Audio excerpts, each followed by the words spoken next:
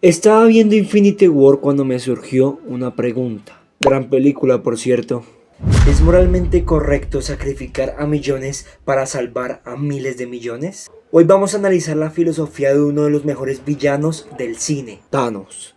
Yo soy Thanos. Es una pregunta compleja porque desde la perspectiva de Thanos, obvio sí es moral. De hecho, lo hizo. Me diste apuntar a la cabeza. ¡No!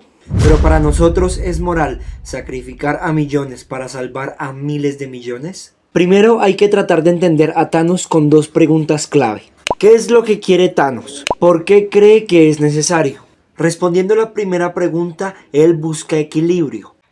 ¿Equilibrio de qué, cabrón? Habla claro. Desde el punto de vista de él, el universo crece más rápido que sus recursos. Ese crecimiento inevitablemente lleva a hambre, guerras y extinción. Porque cree que es necesario tres factores clave. Primera, vio su planeta morir por sobrepoblación, escasez y conflictos.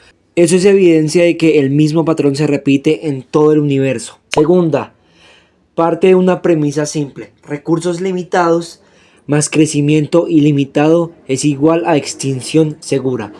Concluye que reducir población es una forma directa de evitar sufrimiento futuro mayor. Nadie quiere sacrificar hoy para salvar mañana, así que el colapso siempre llega. En esta parte del video me toca sacar un arma.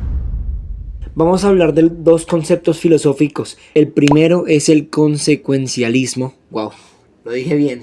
Algo es bueno si al final pasa algo bueno. ¡Me salvaste! ¡Pero no lo vuelvas a hacer, cabrón! Empujar está mal, pero si al final la persona vive, entonces estuvo bien. Eso es el consecuencialismo. Una acción se juzga por lo que pasa después. El segundo concepto es el utilitarismo. Elige lo que haga feliz o salve a más personas. Este juguete es para ti. ¿Para mí? Gracias. Dámelo. No, es mío, es mío, es mío. Ahora este es para ti. ¿Para mí? Gracias. Porque así más niños están contentos. Eso es el utilitarismo. Es más específico. Dice, entre todas las opciones, elige la que haga el mayor bien para el mayor número de personas. Lo bueno es que lo de Thanos es ficción y no pasa en la vida real. Pero si te dijera que sí se ha hecho en la vida real. ¡No jodas, cabrón! Lo que hizo Thanos.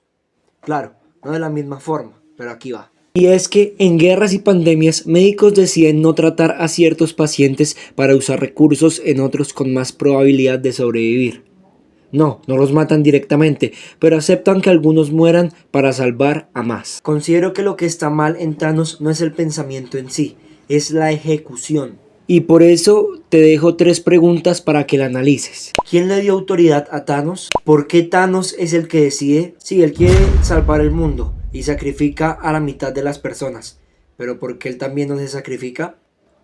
El error de Thanos es creer que matar es la única solución y que su cálculo es perfecto.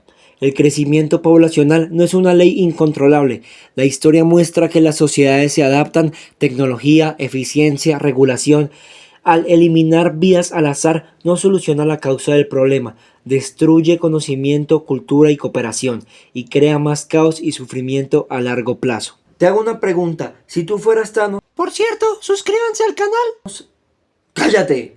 Si tú fueras Thanos, ¿qué harías? ¿Ignorar las consecuencias o creer que entenderlas te autoriza a decidir por toda la vida del universo?